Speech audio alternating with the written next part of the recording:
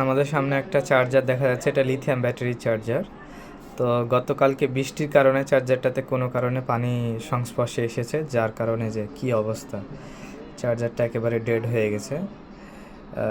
তো এই জন্যই আমাদের, তো এইখানে এটা একটা যে সাধারণ সার্কিট, মানে এটাতে কোনো প্রোটেকশান হিসেবে কিছুই ব্যবহার করা হয়েছিল না, যার কারণে এটাতে পানির সংস্পর্শে আসার কারণে বা আর্দ্রতা, যেমনি বাতাসে আমাদের অনেক আর্দ্রতা থাকে, যে কুলিং ফ্যান দিয়ে সব আর্দ্রতাগুলো এবং ময়লাগুলো টান দেয়, দিয়ে ভিতরে সার্কিটে সমস্যা করে।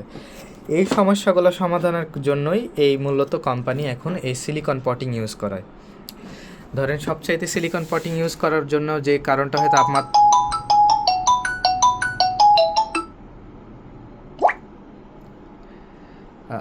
তাপমাত্রা নিয়ন্ত্রণ করা,